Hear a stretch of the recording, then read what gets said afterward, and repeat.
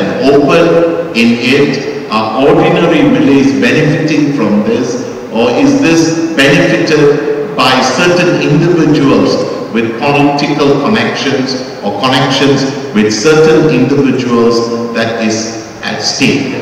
But I think one would need to look at these in critical light, but they are fundamental to the whole of federal government and state government operations within this context. And I would agree to other speakers that more thought needs to be put in to ensure that this is just, it is fair, it's equitable, that it's pro-poor, pro-low-income families.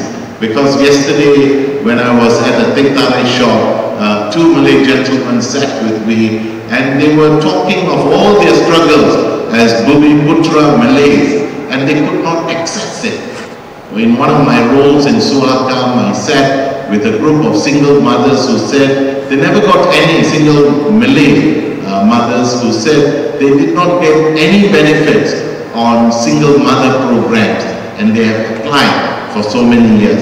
So I think this access inclusion needs to move beyond race, and I think issues related to class become central in the way this is done. I've said this in other forums that I've participated, that the most critical document that is to come out is on June the 24th, which is the midterm review of the 9th Malaysia Plan.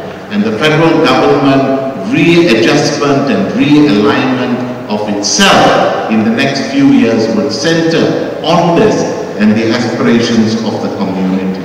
And I think it is in this context of the NEP, it is in the context of socio-economic development that I think one of the major culprits of all this are not only thinkers in think tanks. I know Brother Poo's country, Dato Sri Kengek said, sack all the advisors. Somebody said, Rakan should sack even political advisors within their party.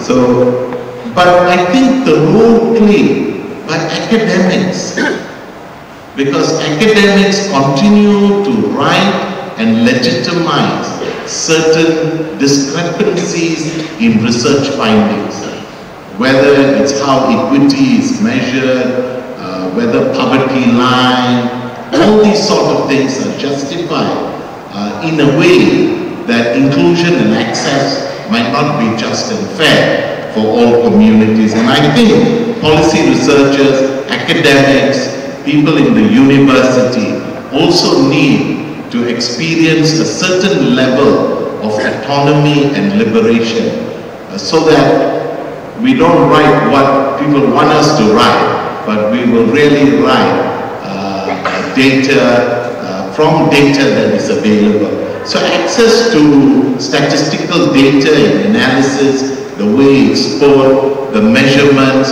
are areas for great debate and controversy. And all this is part of the future process of how political parties will align itself. That's the first major area of concern, I feel. It's the civil service, how they're going to take it, how they're going to move beyond.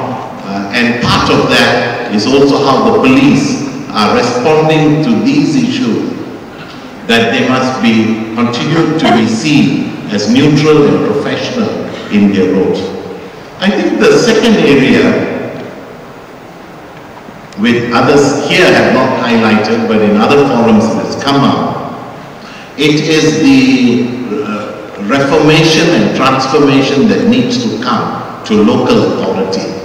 I know the DAP has made statements on this, where they are looking both in Penang and Selangor on state legislation, whether at the state level they have the mandate to reintroduce elections or not. But I think this is it's a key opportunity actually, because I think all the time Barisan would have thought they had an advantage of not really enabling local government elections. But now Barisan itself is marginalized in local government, in 5 states in the way the current law is there. I think it is important for us to resurrect the Alinapan's report, the Royal Commission that was set up in 1965 to study the workings of local government. I myself have skimmed through the report. If you have not seen it, read reviews of it. I think it's a fantastic document that made numerous profound recommendations. And like many Royal Commission reports, it ends up somewhere, and some might not even get a copy of it now. But it's worthwhile because the principle advocated that every inch of the country should come under the purview of local authority, city, town, and district. And I think this is something of great importance because many of the grievances of communities around is actually the failings of local government in its delivery of services. We constantly continue to struggle with a district office system and a local authority system. And in urban areas that's more confusing because all the services come under the district office like welfare, education, it's from the dialogue. And then you've got a local authority which is separate on various other matters related to town and city. But I think more discussion needs to take place on this, on its actual reform. I think opposition or the new state governments, as it should be called, should show some new way forward. If they are to do similar of just reappointing party members, they have said they are looking at NGO and others. But I think the real participation of local government, accountability of local government is central. I think for those of us who live and vote in Kuala Lumpur, it's a tremendous disadvantage. We have more than 1.5 million people only vote at the parliament level. We have no ADO, and City Hall runs like a more bureaucratic machinery. I think this democratization and citizens' participation in a more dynamic, active way need to be moved at that level. I'll just, Tan Sri, take a few more minutes to talk about party reform. I think 3 parties more critical than other parties. Oh, okay. Then I will stop in case there's a question, I'll take it up. So I would think we need to move beyond just the analysis, just political parties, and look more seriously into issues related to governing the nation. Thank you.